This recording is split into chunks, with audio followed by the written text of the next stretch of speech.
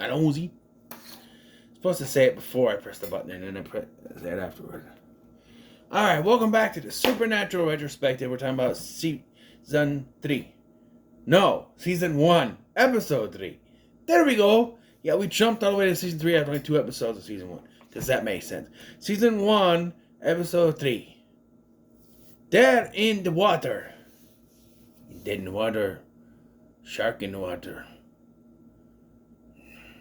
They're chiefy. Yes, so this one... Oh... So, when you want to keep a twist, and you have to do that by making things so convoluted so that then the twist can be revealed.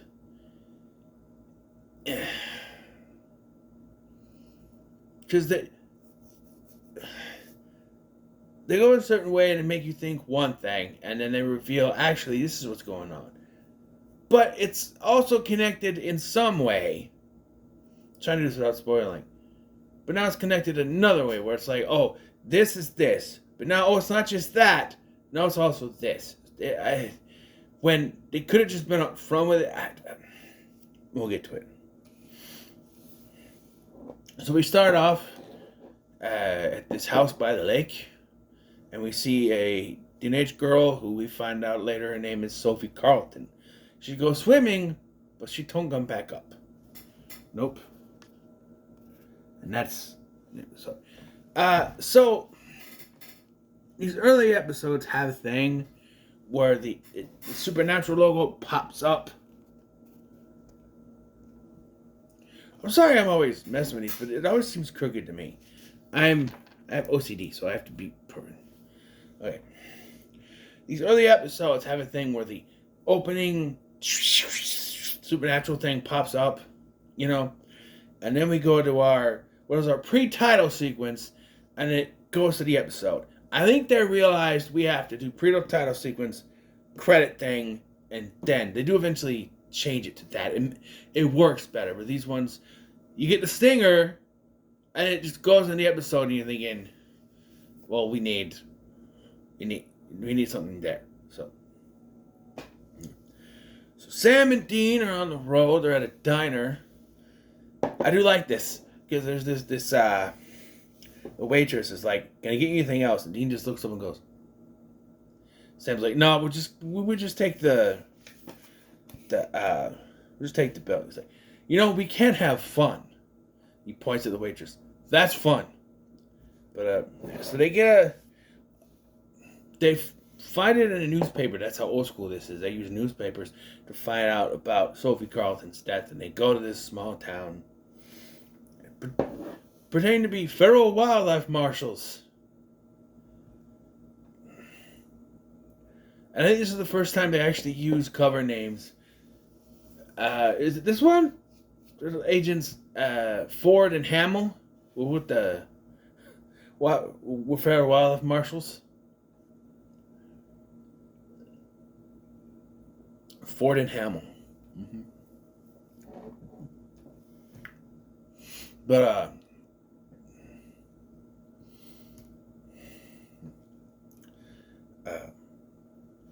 talking to the sheriff, and they meet the sheriff's daughter, played by Andrea, played by Amy Acker, another actress I know from another show. At the time, I did not. I didn't get into Angel till later, and then it was funny because I got into Angel, I was watching, and I'm like, okay, and then I went back to watch Supernatural, and I went, wait a minute, that's Fred. So, yeah, Amy Acker's in this episode. She has a son who is the sheriff's granddaughter that will be important. So they go to...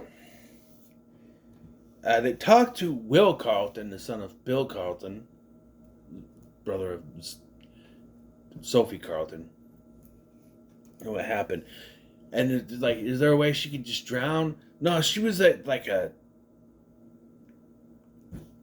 champion swimmer. She was the best in town. There's no way she could have drowned. Something was up, I do like when they're trying to talk about something, like, what, the Loch Ness Monster?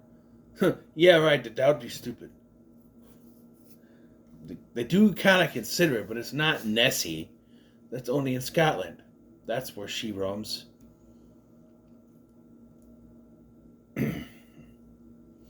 Anyway, so when they get there, they say that Sophie Carlton's drowning is not the first of those to drown in the lake. There's several others over several years spanning back to the 70s, including one, Chris Barr, who ends up being Andrea's husband, who died, and Andrea's son, Lucas. It's one of those stereotypical, it was trauma, now it doesn't talk. He's Jamie Lloyd in more ways than one from Halloween 5, which I'm going to do this year. I just had to set aside time. I haven't filmed the review yet or watched the movie again. Anyway, that's what it is. He's mute and he has some sort of psychic ability that works when it needs to. There's some of this episode that doesn't make any sense. Because it doesn't. We'll get there. So they're convinced that there's something has to do with Bill Carlton. Has to be a connection. Lucas also, there might be something with Lucas, and Dean, it seems like he's trying to get into Andrea's pants, but then he really, there's a scene where he talks to the kid at the playground. The mom is there talking to Sam, and he goes over to say hi. I'm sorry, this, from a 2025 mindset, even though the mom's right there, there's no way, just this guy she barely knows, there's no way she would allow some guy she just met at the police station the day earlier go talk to her son. Yeah. But Dean talks to her. Again, I'm with the 2025 mindset where everything's a little more protected than back then. And he says that when he was Lucas's age, he saw something. So we're trying to say that Lucas is only 4 here because he looks a little bit older. I'd say it's 5, 6 ish.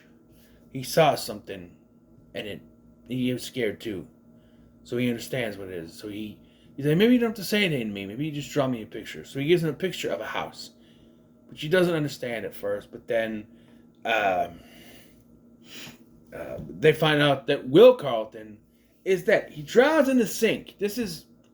So the sink clogs up, and he's trying to get in, and he drowns in the sink. So my question is, later the sheriff's like, there's nothing, you think there's something weird going on? A guy drowned in the sink. How does that happen? And yes, they can think he was unaliving himself. Sure. I know I'm not monetized, but I'm just making sure. That he unalived himself by doing that in a sink?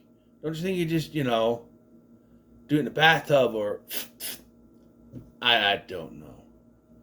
I don't know, but then no, Will Carlton is dead, and then when they go to leave, they notice the house, so they're like, oh, maybe Lucas does know something.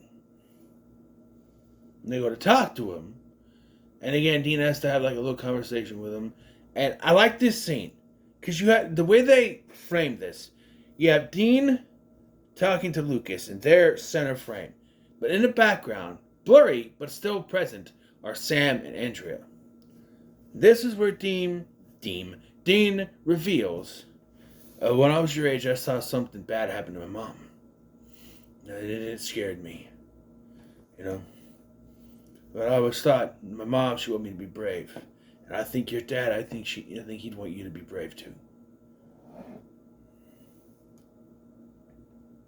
Or is this where he gives him the picture, right?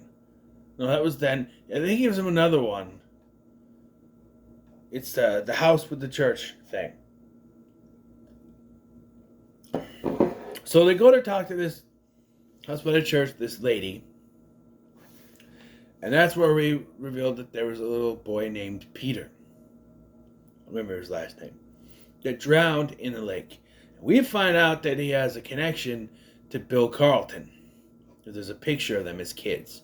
They decide to go back to Bill Carlton. They also say, oh, this is part of the workaround.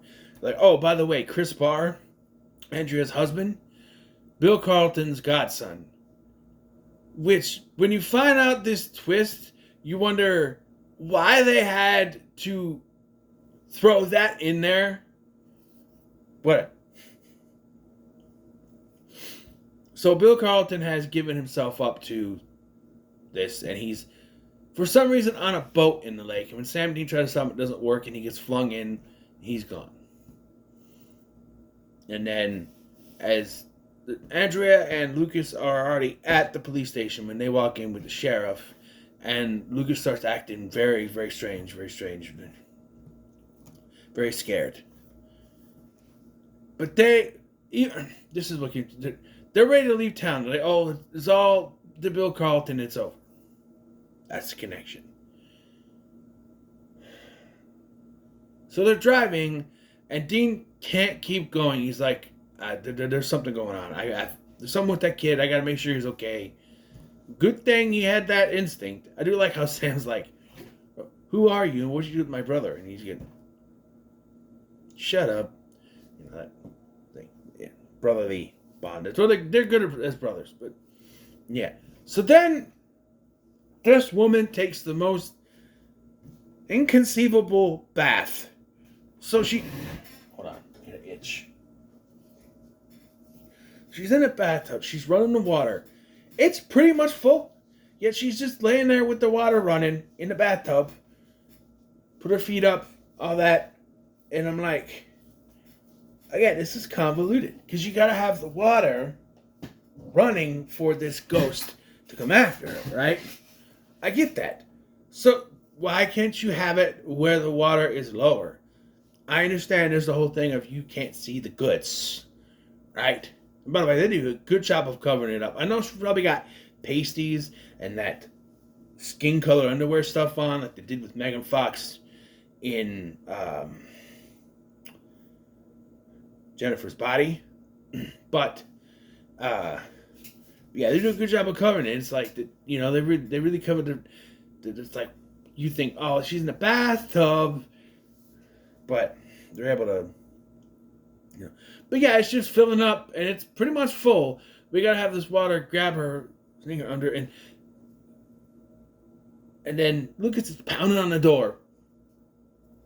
He's still not saying anything. And again, that's also a crutch, where it's like, if this kid could say something, it would be easier to figure stuff out. But he can't, because then it would be too easy. So Sam and Dean happen to show up at the house, and he just somehow knows they're at the door. I can chuck that up to his psychic thing. Like, he's pounding, they're here. And he runs over. Sure. They run in, they burst the door down, and Sam's the one that scoops her out of the bathtub while Dean holds the kid back. And he used all his muscles to lift her up. And again, you don't see nothing. You see some skin, but none of the guts. None of the guts. You know. And yeah, so they're convinced there's something. Some sort of spirit. Peter's spirit out for revenge. They don't know what the connection is. And then they find out that her dad may also be connected due to a picture with him and Peter at in Boy Scouts or something. Yeah. And then we get convoluted. Unnecessarily so we can have this climax. Because this makes no sense. So Lucas reveals that to them that the bike is buried on the premises. So it must be the sheriff's old house. They dig up the bike only for the sheriff to show up and ask what is going on and why they're like that. He's holding a gun at them.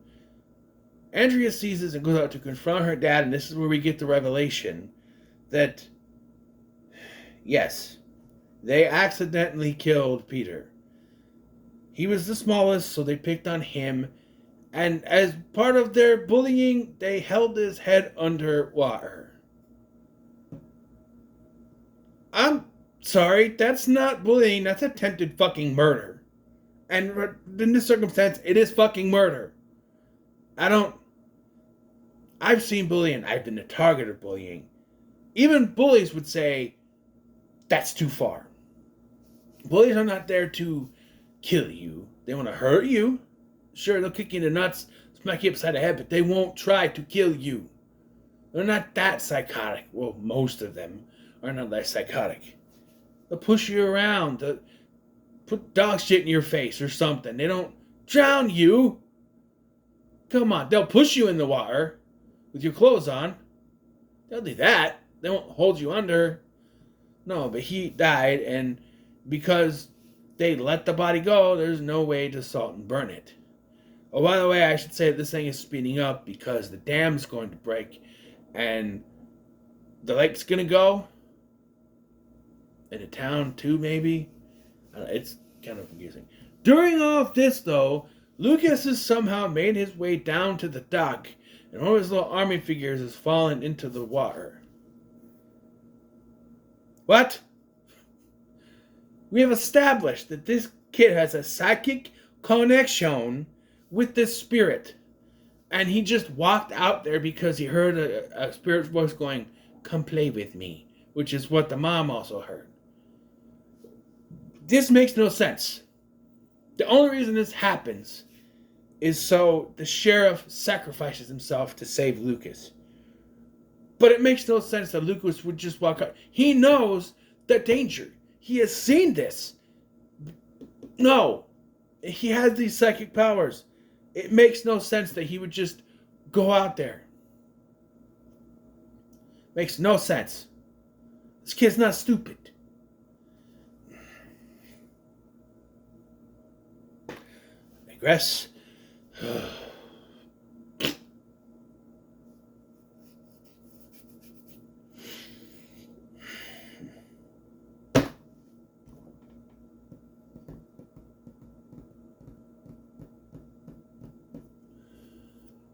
Oh my. So the sheriff then walks into the water and says, "Take me, don't take him, take me." Sam and Ian jumped in and trying to find Lucas and can't find him. The sheriff gets taken, and then Sam pops up and is like, but then Dean comes. So they're clearly trying to make you think the kid died or drowned, because they come up and the kid clearly took a gasp of air because they both come up going, but then the kid, it's like the kid goes, and then, oh no, I'm supposed to be out. Because he's like, and then they make you think, they're trying to make you think that the kid is dead, because the very next scene is Sam and Dean at the Impala, and Dean's very bummed. Sam says, "We can't save everyone." Only for them to reveal that the kid is fine. And he talks now, and they brought sandwiches. And so Sam talks with Andrea while Dean teaches Lucas that Zeppelin rules. Goddamn right, Zeppelin rules.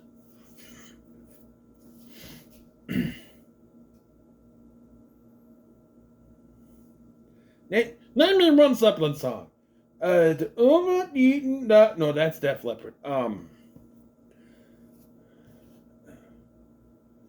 Hot out of love. Hot out of love. Hot out of love. That's a Zeppelin song, right? I don't care. It's a Zeppelin song. I think it is. Anyway. Hot out of love. Dazed and confused. Anyway.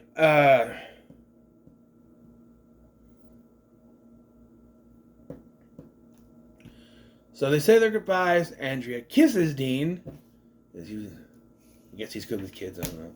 And then they drive off to a song I don't know. There was a song earlier. I don't remember what it was, though. I gotta remember the needle drops. I do. But, yeah. Good music in this show, by the way. At least for the first 5 seasons. So Eric Kripke was a classic rock fan as well as I am.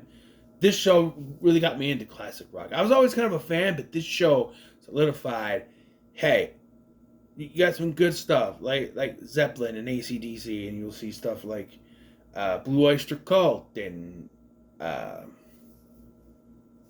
Boston and all those great classic rock bands. Yeah. I wouldn't put Motorhead in there that they listed in his cassette tapes, but they're still good. Anyway, for this one, I think I'll give the same as last. I'll give it 3 Impalas out of 5. It's fine. it gets a little too convoluted, and I might have wanted to take it down a little bit to maybe 2.5 Impalas, but I think 3 is fine. There's just a lot of convoluted. You think I'm talking about where it's like, oh, Chris Barr, Andrea's husband, Bill Carlton's godson, because they can't reveal the twist that the sheriff was also in on it, so it can't be connected to the sheriff. But I'm also confused because why is Chris the first victim? Because it's connected to Will Carlton? And what about the other victims that they had over the years? They never connect those other victims to it. I'm sure Peter is one of them. But, and you think, where would it start? Future Sam and Dean would go, okay, who's the first one to drown? This Peter kid. So it's connected to this Peter kid. What's the connection? Well, he knows Bill Carlton. He knows the sheriff. It'd probably be too easy to figure out. So, I don't know. But, yeah.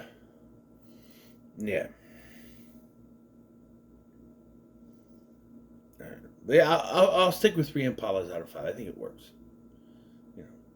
I was actually thinking of trying to do like the Talkfield does and do only 3. Like 3 Impalas and 3 Devil's Traps. Like the Devil's Traps are bad and the Impalas are good. So like this would be, if we're doing that, this would be a 1.5 Impalas. Because yeah.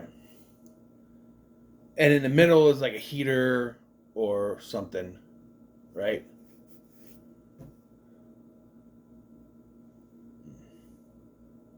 Or what we'll call a purgatory, right?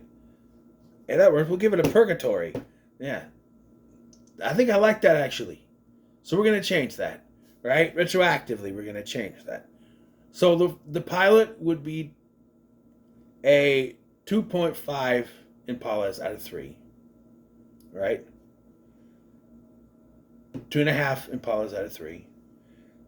And then I'll give the second one,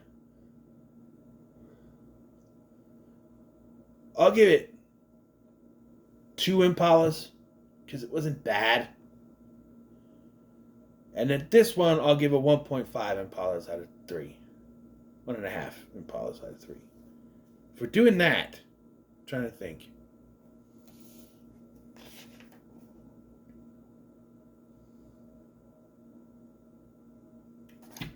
Yeah, I think we'll do that. I'm trying to copy. I'm trying to do this how they would do it, but I'm doing it my own way. So Impalas are good, Devil's Traps are bad, and then Purgatory is in the middle.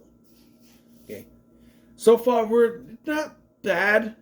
The pilot is an excellent episode, so it gets 2.5, and then you have Wendigo. Maybe Wendigo and Dead in the Water both 1.5s, retroactively.